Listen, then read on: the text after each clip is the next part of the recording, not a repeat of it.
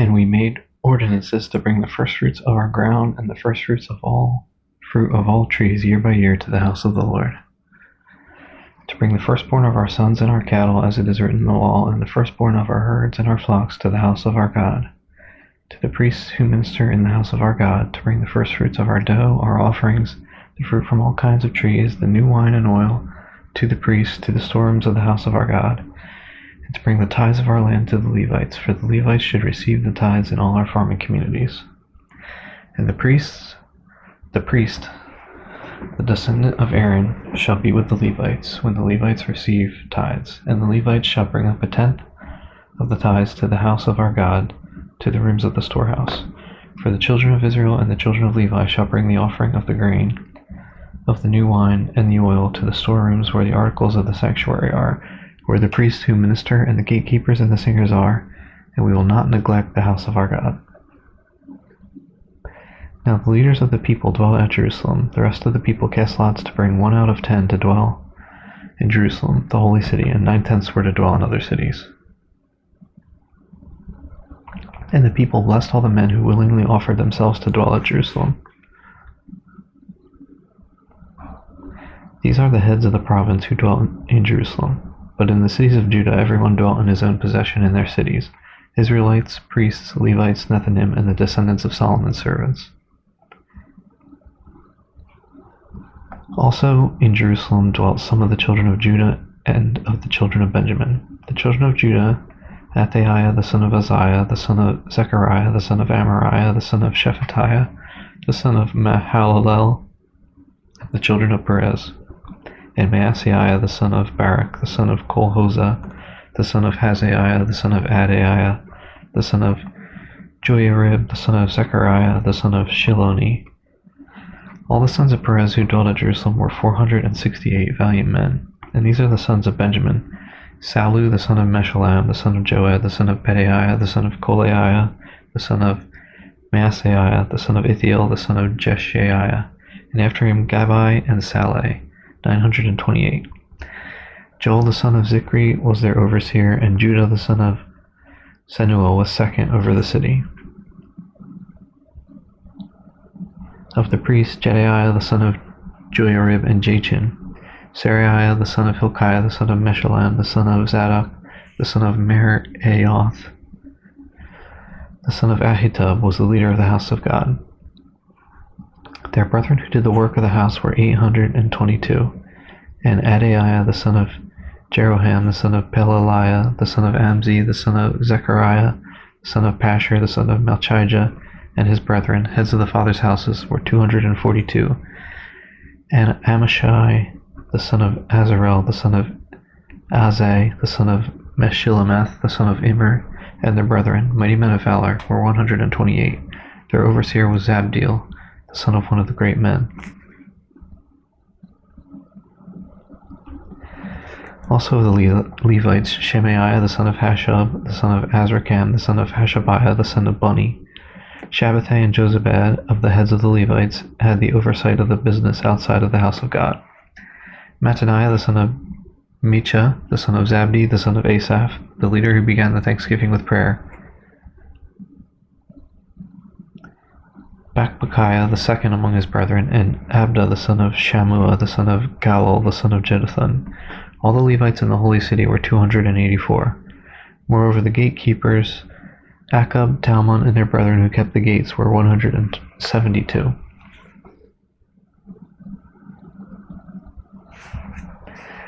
And the rest of Israel, of the priests and Levites who were in all the cities of Judah, everyone in his inheritance.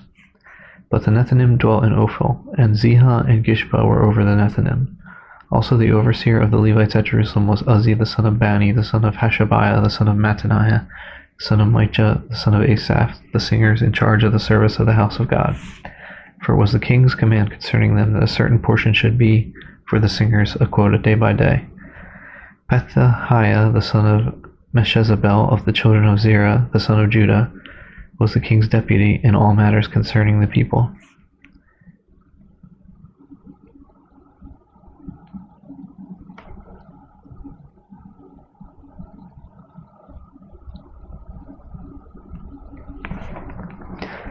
And as for the villages with their fields, some of the children of Judah dwelt in Kirjath Arba and its villages, Dibon and its villages, Jekabzeel and its villages, in Jeshua, Moladah, Bethpelet, Hazar Shual, and Beersheba and its villages, in Ziklag and Mekona and its villages, in En Rimmon, Zorah, Jarmuth, Zanoah, Adullam and their villages, in Lachish and its fields, in Azekah and its villages. They dwelt from Beersheba to the valley of Hinnom. Also the children of Benjamin from Geba dwelt in Michmash, Ajah, and Bethel, and their villages, in Anathoth, Nob, Ananiah, in Hazer, Ramah, Gitaim, in Hadid, Zeboim, Nebalat, in Lod, Ono, and the valley of Craftsmen. Some of the Judean divisions of Levites were in Benjamin. Now these are the priests and the Levites who came up with Zerubbabel the son of Shealtiel and Jeshua: Seraiah, Jeremiah, Ezra, Amariah, Malach, Hattush, Shechaniah, Rehum, Meremoth, Iddo, Ginnethoi, Abijah, Mijamin, Maadiah, Bilgah, Shemaiah, Joiarib, Jedaiah, Salu, Amok, Hilkiah, and Jedaiah. These were the heads of the priests and their brethren in the days of Jeshua. Moreover, the Levites were Jeshua, Binnui, Kadmiel, Sherebiah, Judah, and Mattaniah, who led the thanksgiving psalms, he and his brethren. Also Bakbukiah and Uni, their brethren, stood across from them in their duties. Jeshua begot Joiakim, Joiakim begot Eliashib, Eliashib begot Joiada, Joiada begot Jonathan, and Jonathan begot Jaddua. Now in the days of Joiakim the priests, the heads of the fathers' houses were of Seraiah, Meriah, of Jeremiah, Hananiah, of Ezra, Meshullam,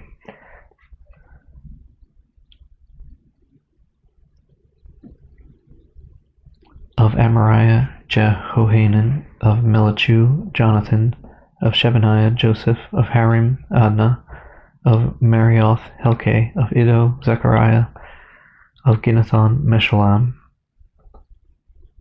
of Abijah, Zikri, the son of Minjamin, of Moadiah, Pilte, of Bilgah, Shemua, of Shemaiah, Jehonathan, of Joiarib, Mattanai, of Jedaiah, Uzzi, of Saleh, Kalai, of Amok, Eber, of Hilkiah, Hashabiah, and of Jedaiah, Nethanel. During the reign of Darius the Persian, a record was also kept of the Levites and priests who had been heads of their fathers' houses in the days of Eliashib, Joiada, Johanan, and Jaddua. The sons of Levi, the heads of the fathers' houses, until the days of Johanan the son of Eliashib, were written in the book of the Chronicles. And the heads of the Levites were Hashabiah, Sherebiah, and Jeshua the son of Kadmiel, with their brothers across from them, to praise and give thanks, group alternating with group, according to the command of David the man of God.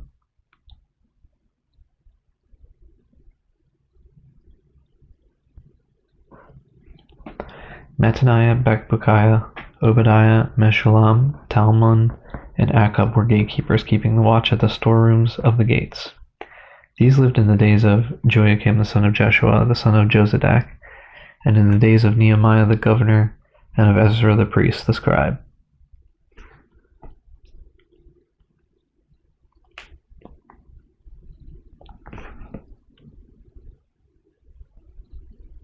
Now at the dedication of the wall of Jerusalem, they sought out the Levites in all their places to bring them to Jerusalem to celebrate the dedication with gladness, both with thanksgivings and with singing, with cymbals and stringed instruments and harps. And the sons of the singers gathered together from the countryside around Jerusalem, from the villages of the Netophathites, from the house of Gilgal, and from the fields of Geba and Asmaveth, for the singers had built themselves villages all around Jerusalem. Then the priests and Levites purified themselves and purified the people, the gates, and the wall. So I brought the leaders of Judah up on the wall and appointed 2 large thanksgiving choirs. One went to the right hand on the wall towards the refuse gate. After them went Hoshaiah and half of the leaders of Judah, and Azariah, Ezra, Meshullam, Judah, Benjamin, Shemaiah, Jeremiah, and some of the priests' sons with trumpets. Zechariah the son of Jonathan, the son of Shemaiah, the son of Mattaniah, the son of Micaiah, the son of Zachar, the son of Asaph, and his brethren, Shemaiah, Azarel, Mil-Ale, Gilale, Maai, Nethanel, Judah, and Hanani, with the musical instruments of David the man of God, and Ezra the scribe went before them. By the fountain gate in front of them they went up the stairs of the city of David, on the stairway of the wall beyond the house of David as far as the water gate eastward. The other thanksgiving choir went the opposite way, and I was behind them with half of the people on the wall, going past the tower of the ovens as far as the broad wall, and above the gate of Ephraim, above the old gate, above the fish gate, the tower of Hananel, the tower of the 100, as far as the sheep gate, and they stopped by the gate of the prison. So the 2 thanksgiving choirs stood in the house of God, likewise I and the half of the rulers with me, and the priests Eliakim, Maaseiah, Minjamin, Micaiah, Elionai, Zechariah, and Hananiah with trumpets. Also Maaseiah, Shemaiah, Eleazar, Uzzi, Jehohanan, Malchijah, Elam, and Ezer. The singers sang loudly with Jezreiah the director. Also that day they offered great sacrifices and rejoiced, for God had made them rejoice with great joy. The women and the children also rejoiced, so that the joy of Jerusalem was heard afar off.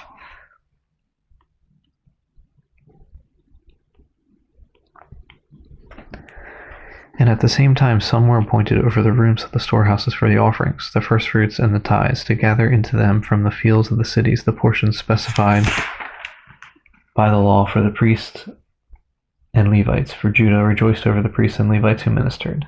Both the singers and the gatekeepers kept the charge of their God and the charge of the purification, according to the command of David and Solomon his son.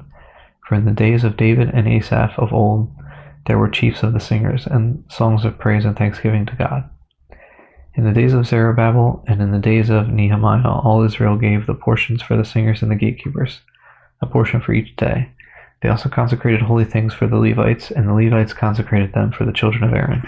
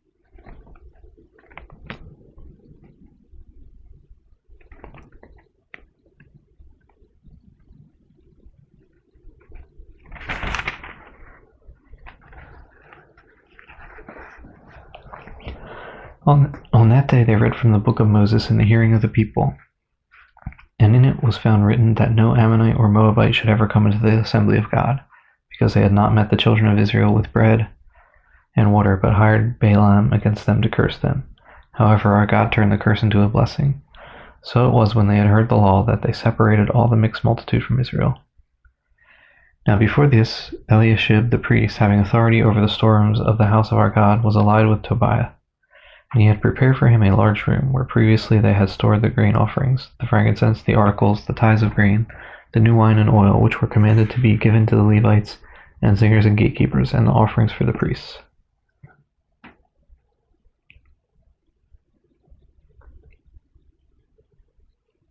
But during all this I was not in Jerusalem, for in the 32nd year of Artaxerxes, king of Babylon, I had returned to the king.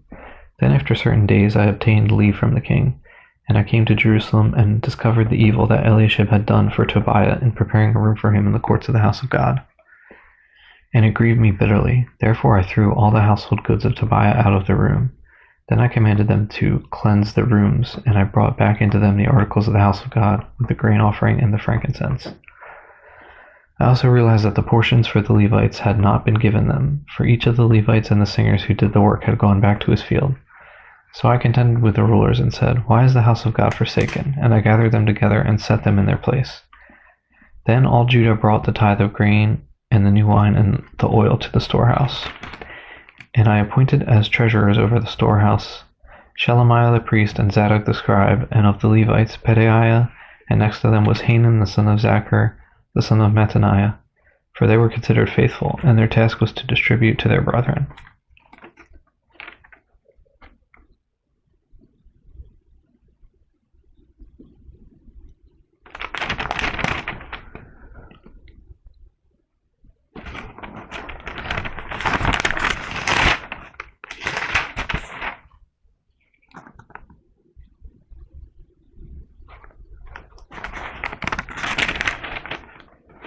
Remember me, O my God, concerning this, and do not wipe out my good deeds that I have done for the house of my God and for its services. In those days I saw people in Judah treading wine presses on the Sabbath, and bringing in sheaves and loading donkeys with wine, grapes, figs, and all kinds of burdens, which they brought into Jerusalem on the Sabbath day. And I warned them about the day on which they were selling provisions. Men of Tyre dwelt there also, who brought in fish and all kinds of goods, and sold them on the Sabbath to the children of Judah and in Jerusalem. Then I contended with the nobles of Judah, and said to them, What evil thing is this that you do, by which you profane the Sabbath day? Did not your fathers do thus, and did not our God bring all this disaster on us and on this city?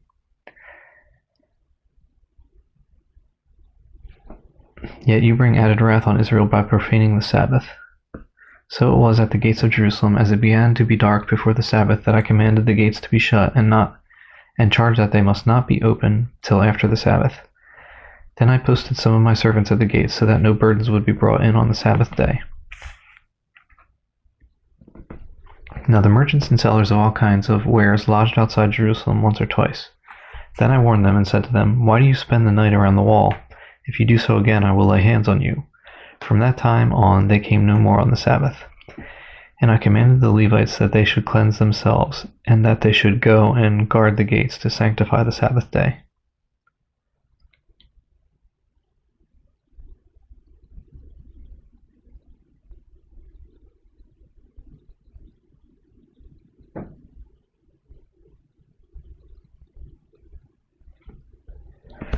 Remember me, O my God, concerning this also, and spare me according to the greatness of your mercy. In those days I also saw Jews who had married women of Ashdod, Ammon, and Moab, and half of their children spoke the language of Ashdod and could not speak the language of Judah, but spoke according to the language of one or the other people. So I contended with them and cursed them, struck some of them and pulled out their hair, and made them swear by God, saying, You shall not give your daughters as wives to their sons, nor take their daughters for your sons or yourselves. Did not Solomon king of Israel sin by these things? Yet among many nations there was no king like him who was beloved of his God, and God made him king over all Israel. Nevertheless pagan women caused even him to sin. Should we then hear of your doing all this great evil, transgressing against our God by marrying pagan women? And one of the sons of Jehoiada, the son of Eliashib the high priest, was a son-in-law of Sanballat the Horonite. Therefore I drove him from me.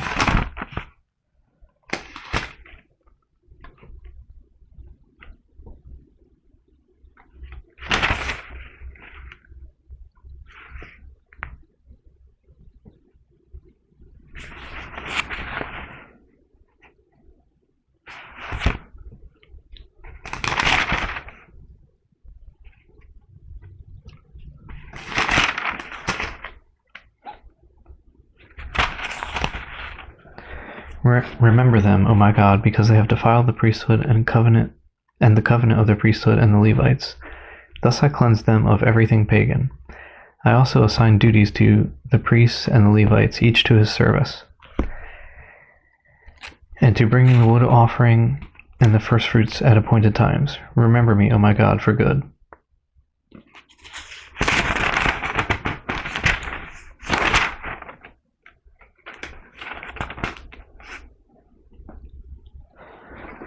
Esther.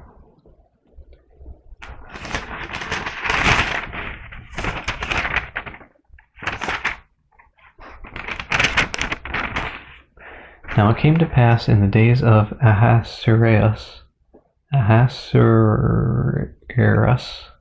This was the Ahasuerus who reigned over 127 provinces from India to Ethiopia. In those days when King Ahasuerus sat on the throne of his kingdom, which was in Shushan the citadel,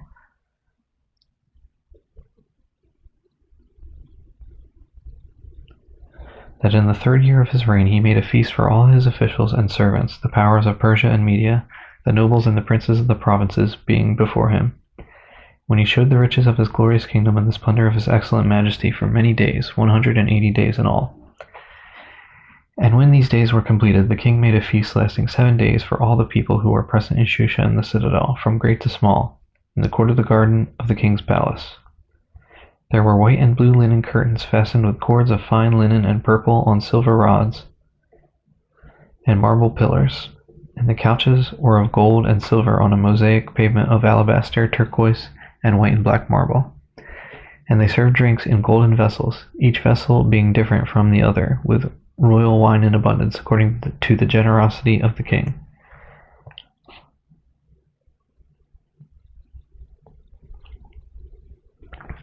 In accordance with the law, the drinking was not compulsory, for so the king had ordered all the officers of his household that they should do according to each man's pleasure.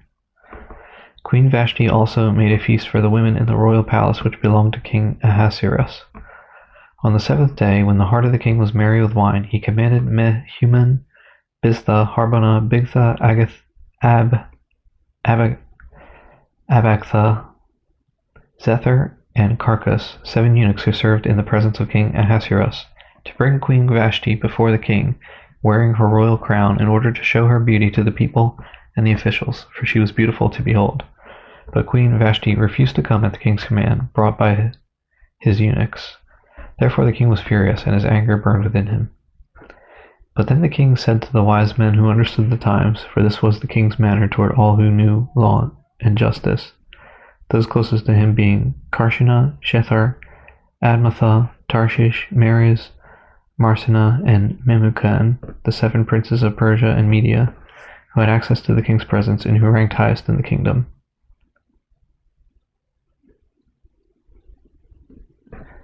What shall we do to Queen Vashti according to the law, because she did not obey the command of King Ahasuerus brought to her by the eunuchs?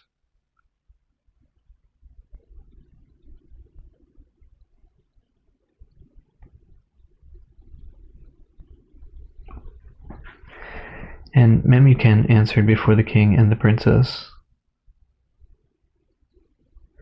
Queen Vashti has not only wronged the king, but also all the princes and all the people who are in all the provinces of King Ahasuerus, for the queen's behavior will become known to all women, so that they will despise their husbands in their eyes when they report King Ahasuerus commanded Queen Vashti to be brought in before him, but she did not come. This very day the noble ladies of Persia and Media will say to all the king's officials that they have heard of the behavior of the queen. Thus there will be excessive contempt and wrath. If it pleases the king, let a royal decree go out from him, and let it be recorded in the laws of the Persians and the Medes, so that it will not be altered, that Vashti shall come no more before King Ahasuerus, and let the king give her royal position to another who is better than she. When the king's decree which he will make is proclaimed throughout all his empire, for it is great, all wives will honor their husbands, both great and small. And the reply pleased the king and the princes, and the king did according to the word of Memucan. Then he sent letters to all the king's provinces, to each province in its own script, and to every people in their own language, that each man should be master in his own house, and speak in the language of his own people.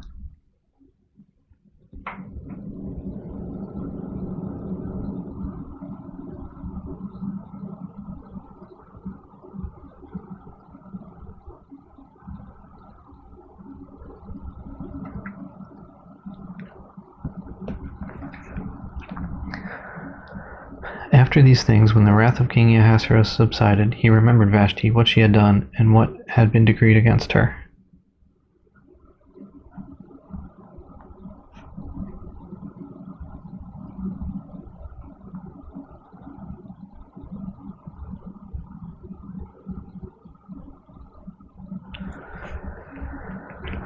Then the king's servants who attended him said, Let beautiful young virgins be sought for the king, and let the king appoint officers in all the provinces of his kingdom, that they may gather all the beautiful young virgins to Shushan, the citadel, into the women's quarters, under the custody of Haggai the king's eunuch, custodian of the women, and let beauty preparations be given them.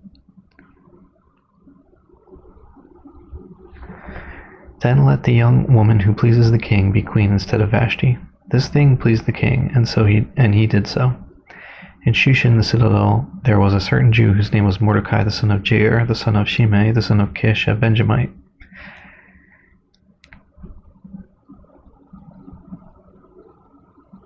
Kish had been carried away from Jerusalem with the captives, who had been captured with Jeconiah, king of Judah, whom Nebuchadnezzar, the king of Babylon, had carried away.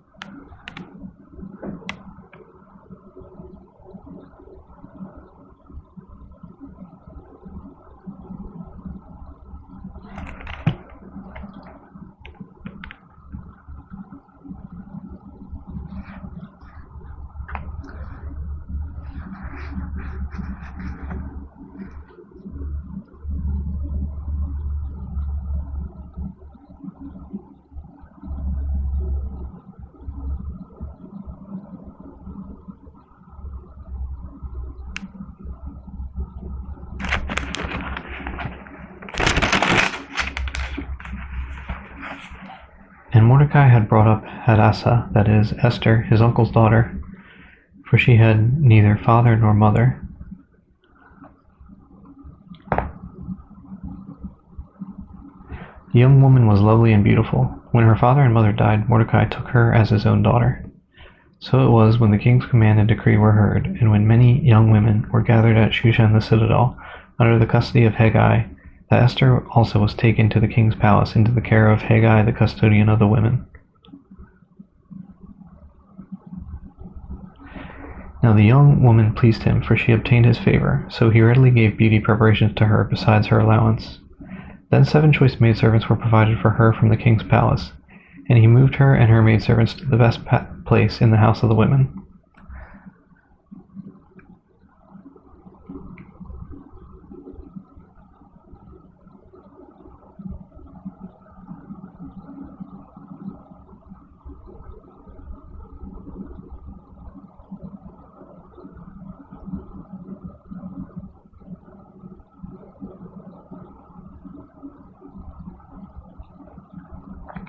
Esther had not revealed her people or family, for Mordecai had charged her not to reveal it. And every day Mordecai paced in front of the court of the women's quarters to learn of Esther's welfare and what was happening to her.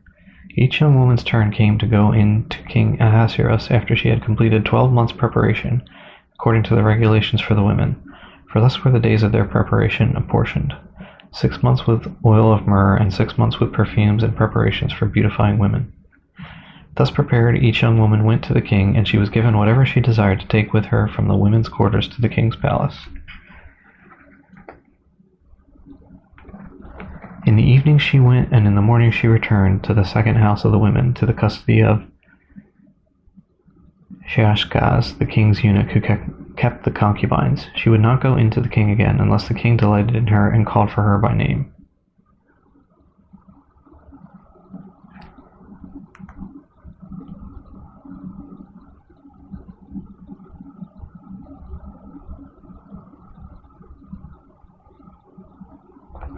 Now when the turn came for Esther, the daughter of Abihail, the uncle of Mordecai, who had taken her as his daughter, to go in to the king, she requested nothing but what Hegai, the king's eunuch, the custodian of the women, advised, and Esther obtained favor in the sight of all who saw her.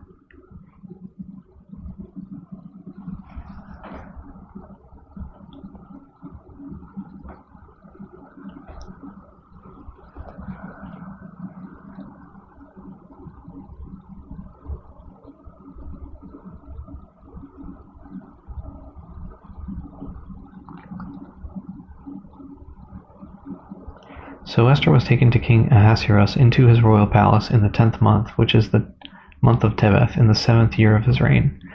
The king loved Esther more than all the other women, and she obtained grace and favor in his sight more than all the virgins. So he set the royal crown upon her head and made her queen instead of Vashti. Then the king made a great feast, the feast of Esther, for all his officials and servants, and he proclaimed a holiday in the provinces and gave gifts according to the generosity of a king.